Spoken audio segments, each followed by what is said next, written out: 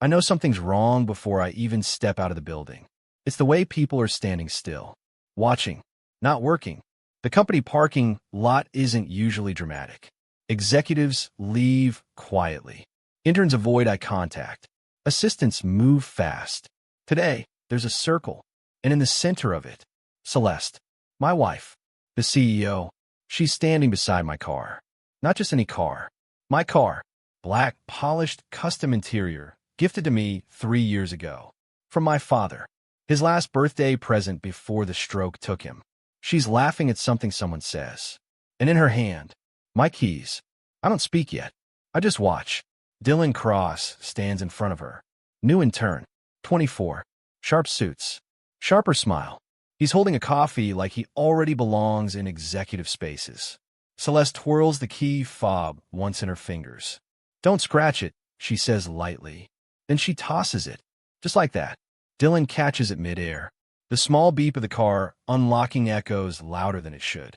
Don't worry, sir, Dylan says when he finally notices me. He smiles, confident, casual. I'll take good care of it. Sir.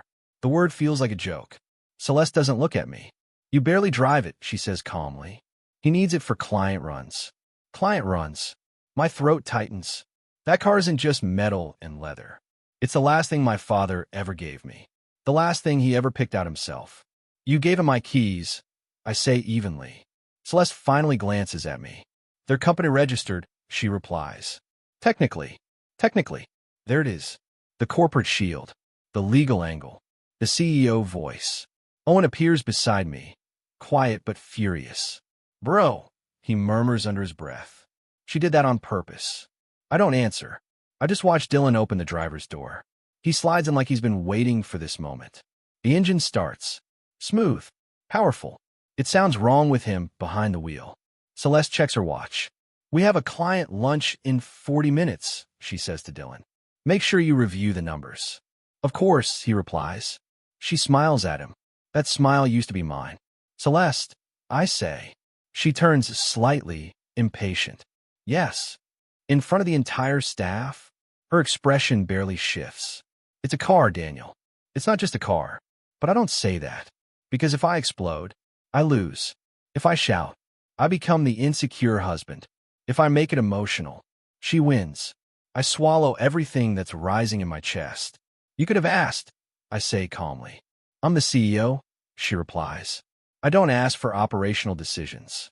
Operational decisions. My father's memory categorized as logistics. Dylan pulls out of the lot. Several junior employees pretend to check their phones. No one meets my eyes. Owen leans closer. She's staking territory, he whispers. You know that, right? I nod once. This wasn't about transportation. It was about power. About showing everyone exactly who decides. Say something, Owen pushes. I exhale slowly. No. He looks at me like I've lost my mind. She humiliated you. Not yet. I reply quietly. Celeste starts walking back toward the building. I fall in a step beside her. You're making a statement. I say. I'm making a business decision. You could have given him any company vehicle. He asked for something reliable.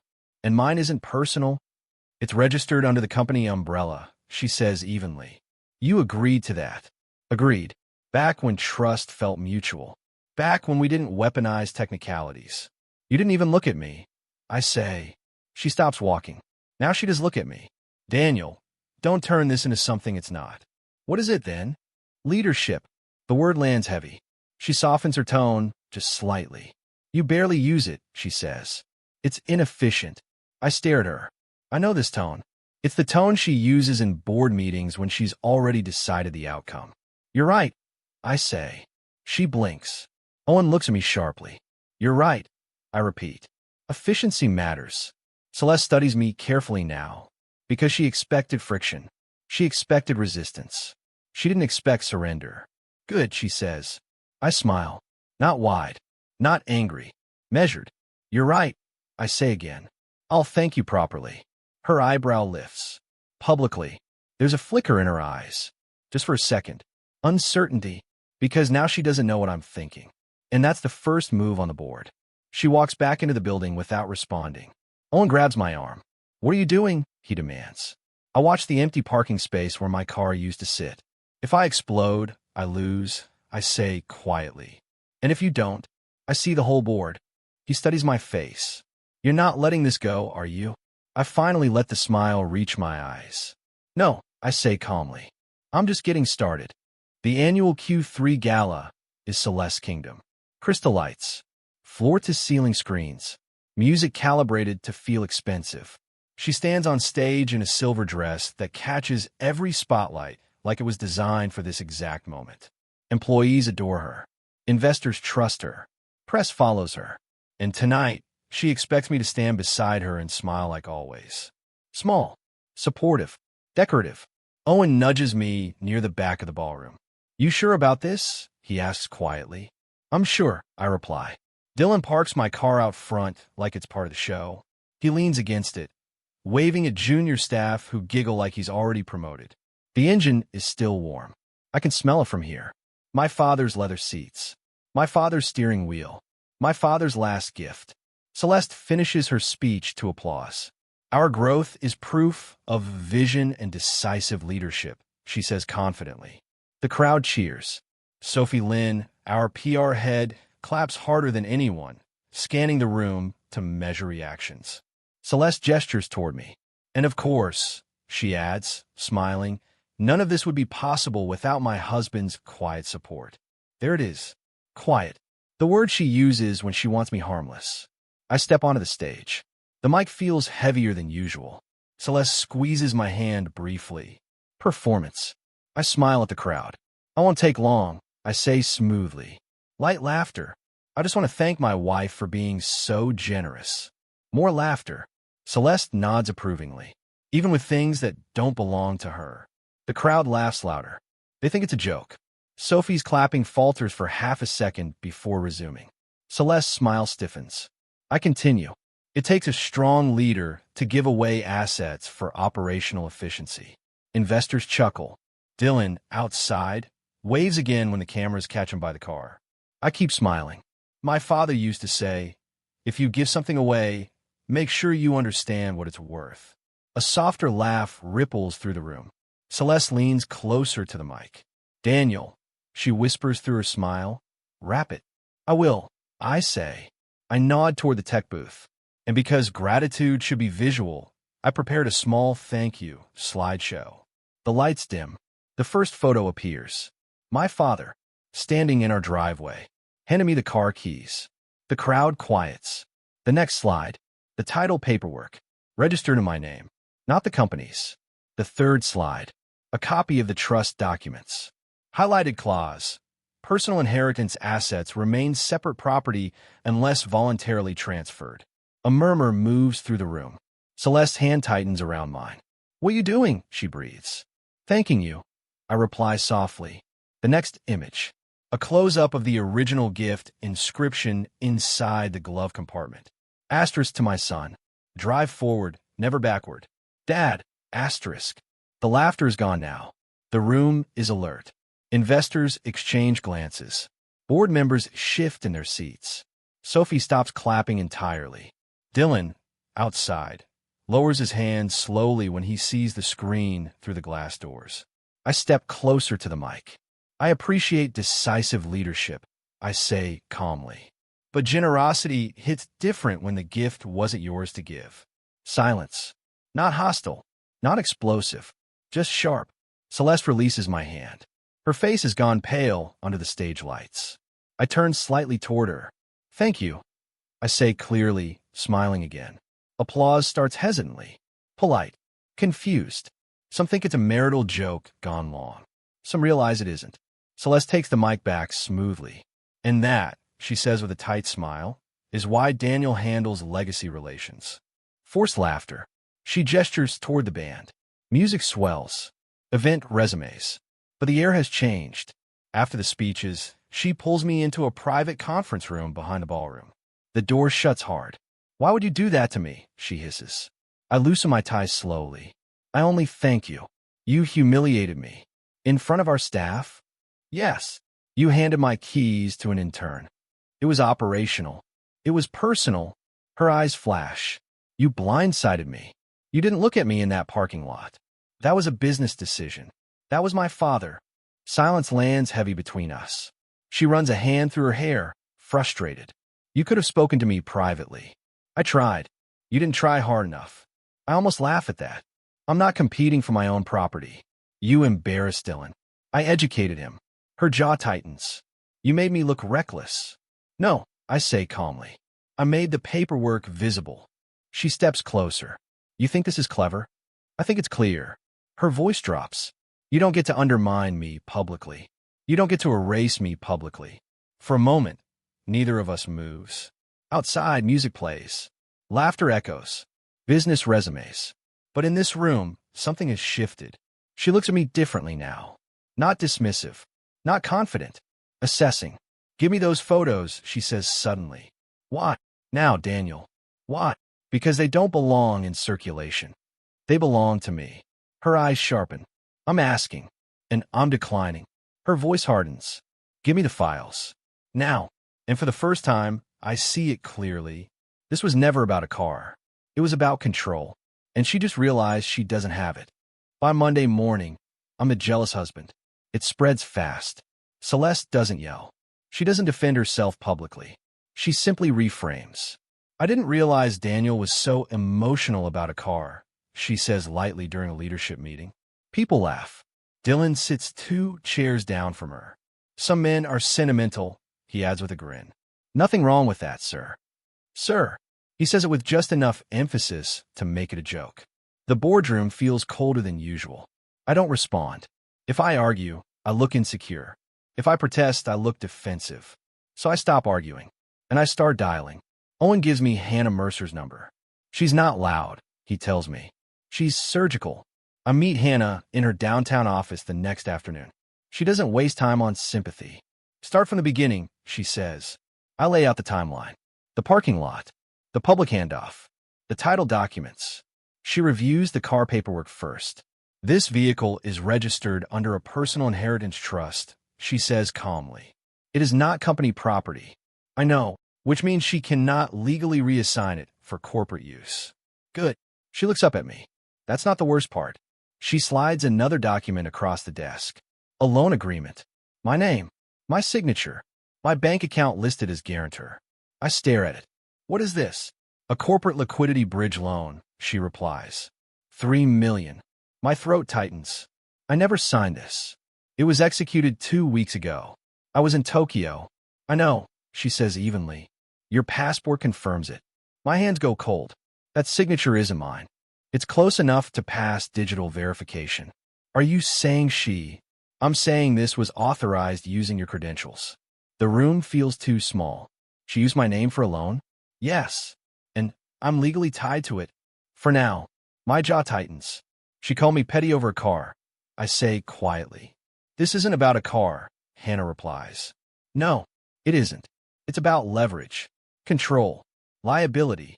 She positioned you as emotional, so no one would question bigger documents. Hannah continues. It's classic narrative shielding. I lean back in the chair. Can we reverse it? If we move fast, then move. She nods once. You need documentation. Patterns. Intent. I'll get it. That's when I call Rex Vale. He answers on the second ring. Vale, investigations. I need discretion. I charge for it. Good. We meet in a quiet cafe. Rex doesn't look like a cliché detective. No trench coat. Just sharp eyes and a tablet. Tell me what you suspect, he says. I don't want suspicion, I reply. I want proof. He studies me for a second. Of infidelity? Of manipulation? He nods slowly. Understood. I slide a photo of Dylan across the table. Track movements, I say. Financial anomalies. Hotel logs. Private meetings. You want dirt. I want clarity. Rex leans back. Don't bring me rumors, I add. Bring me proof. He smiles faintly. That's my language. That night, Celeste comes home later than usual. The house feels staged. Quiet. Intentional. She walks into the kitchen where I'm reviewing documents. Babe, she says softly. I don't look up. We can fix this, she continues. I close the folder slowly. Fix what? The tension. You mean the loan? Her expression flickers. I mean us. You used my signature. You're overreacting. You told people I'm jealous. You embarrassed me publicly. You gave away my father's car. It was strategic. I finally meet her eyes. You didn't break a car, I say quietly. You broke respect. She sighs dramatically. You're spiraling. Am I? Yes. You took a loan in my name. It benefits the company. Am I risk? You're part of the company, not as collateral. Silence stretches between us. She steps closer, softer now. We've built everything together. Together? I ask. Yes. Then why am I the only one blindsided? Her jaw tightens. You're making this bigger than it is. No. I reply. You are. She studies me carefully. You don't trust me. I'm learning not to. That lands. Harder than shouting would. Her voice shifts. Colder. You're going to regret this. Regret what? Challenging me. I don't respond. Because I don't need to. At 11:47 p.m., my phone buzzes. Unknown number. It's Rex. One image. No caption. Just a photo. Celeste. Dylan. Stepping out of a hotel elevator. Close. Too close. Her hand resting lightly on his arm. Not business. Not accidental. Deliberate. My stomach drops, but my face doesn't change. Because this isn't about jealousy. It's about pattern, power, and narrative. And suddenly, the car, the loan, the public framing, it all clicks. She didn't just undermine me. She replaced me. And now I have proof. I don't confront her with the photo. Not yet. The hotel elevator image sits in a locked folder on my phone, backed up twice. It burns in my pocket every time she walks into a room, smiling like nothing's shifted. But I don't react. I observe. Celeste has patterns. She lies by reframing. She blames by softening her tone. And she panics when she doesn't get an emotional response. So I stop giving her one. At breakfast, she glances at me carefully. You're quiet, she says. I've always been quiet. Not like this. I'm thinking, that's dangerous, she replies lightly. It's a joke, but it isn't. Hannah meets me again 2 days later. You haven't confronted her, she says. No. Good. She thinks she's winning. Let her, Hannah replies. If she thinks you have evidence, she'll start destroying files. So I stay calm. You stay boring. I nod. And the loan? I ask. We've frozen the guarantor clause pending forensic review, she says. But you need leverage. I have leverage. She studies me. You're not talking about the hotel photo. No. Then what? I hesitate. Then I decide. It's time. Hannah raises an eyebrow. For what? For the board. Aunt Mira, Choke doesn't take meetings lightly. Especially not with family. She built this company with my father 25 years ago. She also handpicked Celeste as CEO. I sit across from her in the private conference room at headquarters. She watches me without speaking. You've been quiet, she says finally. I learned from the best. She doesn't smile. What do you want? I'm done protecting her image. Aunt Mira leans back slowly. About time. I hold her gaze. You knew. I suspected. She reassigned my car publicly. That was foolish. She used my signature for a loan. Her expression sharpens. Prove it. I will. Silence stretches between us. You've hidden something, she says. Yes. What? Because I thought stability mattered more than control. And now stability is being weaponized. I slide a folder across the table. Inside are documents my father left me. Trust agreements. Shareholder certificates. Board voting allocations. Aunt Mira opens it slowly. Her eyes widen just slightly. You never told her, she says. No. Not even after the merger. No. She exhales. So she doesn't know. She thinks I'm symbolic. Aunt Mira studies me for a long moment. You're the silent majority, she says quietly. Yes. My father placed 51% of the company's shares into a private trust before he died. In my name. Operated quietly through Aunt Myra's oversight. Celeste was given the CEO crown because I chose silence. She built her authority on your restraint, Aunt Mira says. I know. And now, I'm taking that silence back. Aunt Mira closes the folder. Are you prepared for war? I'm prepared for clarity. She almost smiles. Good. At home that evening, Celeste is softer than usual. She sets dinner on the table, sits closer than normal. Are we okay? she asks gently. We're functional. That's not what I mean. I know. She reaches for my hand. I don't pull away, but I don't grip back either. Why are you doing this to me? She asks. The words are almost convincing. I look at her, really look at her. The woman who publicly dismantled me with a smile. The woman who used my name for leverage. The woman who calls me emotional when I defend myself. Because you did it first, I think. But I don't say that. Instead, I say, you're not a victim of my silence anymore. Her eyes narrow slightly. What does that mean? It means I won't absorb it quietly. She leans back slowly. You've changed. No, I say calmly. You misjudged me. She stands. You're being dramatic. I'm being precise. She steps closer. Are you planning something? Yes. Her breathing shifts. What? You'll see. Her jaw tightens. You wouldn't dare. I already have. She studies me carefully now. Assessing. We've been married 6 years. She's used to leading every room. But this room feels different. She moves toward the doorway, then stops. If you come for my job, she says slowly, I'll ruin your name. The threat isn't loud. It's deliberate. Calculated. You tried that already, I reply. You think you're untouchable. I think you're cornered. Her eyes flash. You have no idea what I'm capable of. I stand. Actually, I say quietly, I do. Silence hums between us. Because now she understands something she never had to consider before. The quiet husband was never powerless. He was patient. And patience, in the right hands, is more dangerous than anger. Celeste doesn't sit still. The moment she senses resistance, she accelerates. Sophie corners me near the executive elevator one morning. She's drafting a statement, she whispers. Something about stress, leadership strain, marital pressure. On me? I ask. Sophie nods. She's laying groundwork. For what? For when things get messy.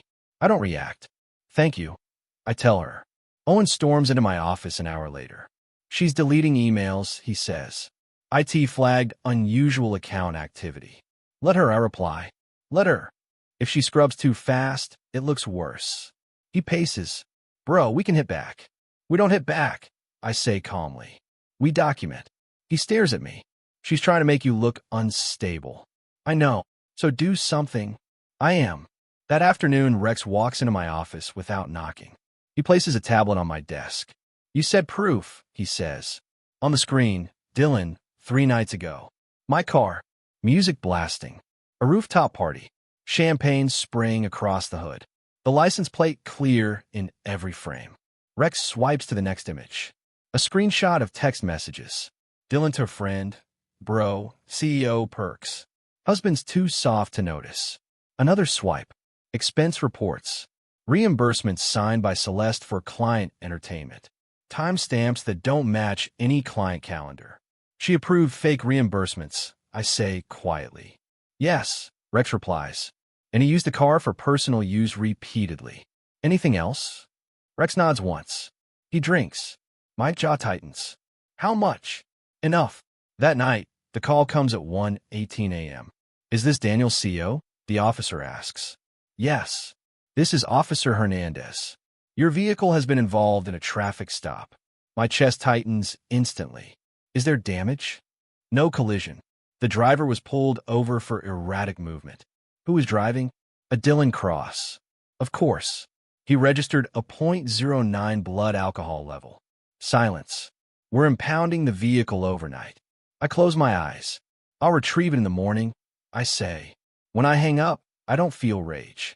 I feel confirmation. This was never about efficiency. It was recklessness. Weaponized entitlement. Celeste shows up at my rental office the next morning without warning.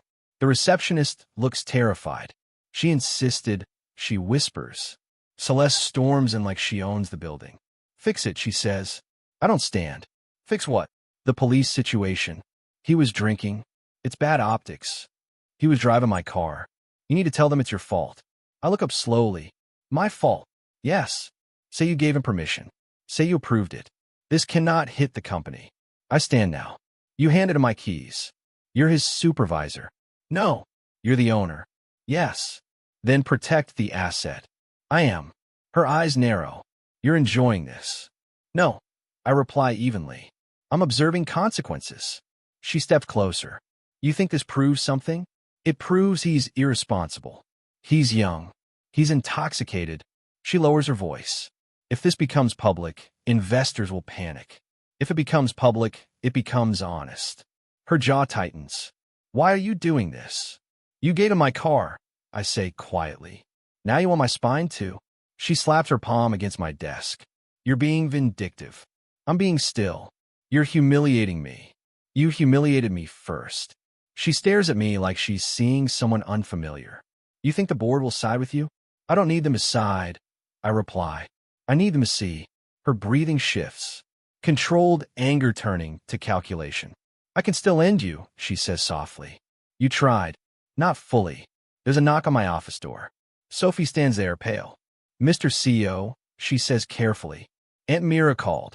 Celeste freezes. What did she say? I ask. Sophie swallows. She scheduled an emergency board meeting. When? Tomorrow morning. Celeste's face drains slightly. For what? She asks. Sophie glances between us. She said, bring everything. The silence that follows feels heavier than any argument. Celeste straightens her blazer. This isn't over, she says quietly. I know, I reply. She walks out without another word. Owen appears seconds later. You good? Yes. You don't look stressed. I'm not. He studies me. Karma hit the intern first. I nod slowly. And now? He asks. I look toward the window, toward the skyline where this company was built. Now, I say calmly, we stop pretending the problem was a car. Because it never was. It was power. And tomorrow, we're putting it on the table. The boardroom is colder than the parking lot ever was. Glass walls. Long oak table. Silent tension. Celeste walks in like she still owns the air. Chin lifted. Heels sharp. Not a flicker of hesitation. Dylan isn't there. He's sick, which means hiding. Aunt Mira sits at the head of the table. Still. Controlled. Watching everything. Owen stands behind me. Sophie avoids my eyes. Hannah Mercer sits to my left with a folder thick enough to change careers. Aunt Mira clears her throat. We are here to discuss fraud, misconduct, and misuse of company assets. No small talk. No theatrics. Celeste smiles faintly. Is this about the parking incident? She asks lightly. Because I've already addressed. It's about more than a car. Aunt Mira interrupts. Silence settles. Hannah opens the folder. She doesn't rush. She doesn't dramatize. She simply lays out facts. Exhibit A, she says, sliding copies across the table.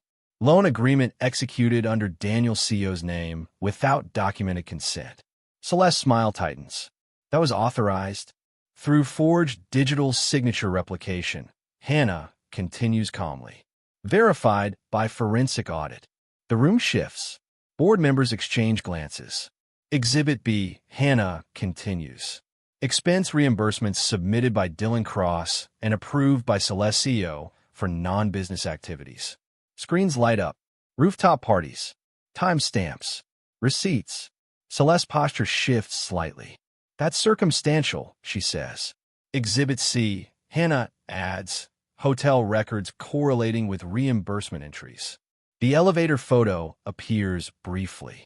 Not scandalous, but suggestive. Calculated. Celeste's face pales. Not dramatic. Just a faint drain beneath controlled makeup. This is character assassination, she says. He's doing this because he's insecure. All eyes turn to me. For once, I don't feel the need to swallow it. No, I say evenly. I'm doing this because I'm done being used. My voice doesn't shake. It doesn't rise. It just lands. You embarrass me publicly, Celeste says. You're retaliating. I gave you space, I reply. You gave away my assets. You used my name. You positioned me as unstable. You're overreacting. I'm documenting. Aunt Mira folds her hands. Celeste, she says quietly, did you authorize the loan? Silence. Celeste inhales. It was necessary for liquidity. That wasn't the question, Aunt Mira says. Celeste's eyes flick around the table. It was a business decision. Without consent, Hannah presses. Celeste doesn't answer. Aunt Mira turns to me. Daniel, she says calmly, Would you like to disclose your position before we proceed to vote? The room stills. Celeste frowns slightly. Disclose what? She asks. I stand. For the first time in years, I don't feel like a supporting character.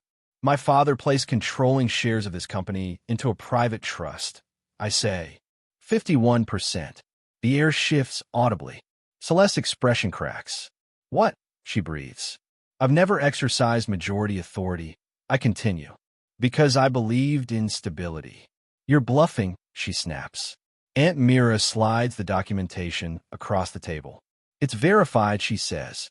Celeste looks from the papers to me. You hid this, she says. Yes. Why? Because I didn't want power. I wanted partnership. Silence. And now? Aunt Mira asks. Now I want accountability. The vote is called. Hands rise one by one. No speeches. No drawn-out drama. Just numbers. Majority. Celeste loses her CEO seat. Just like that. The title evaporates. No stage lights. No applause. Just consequence. She doesn't cry this time. She sits still.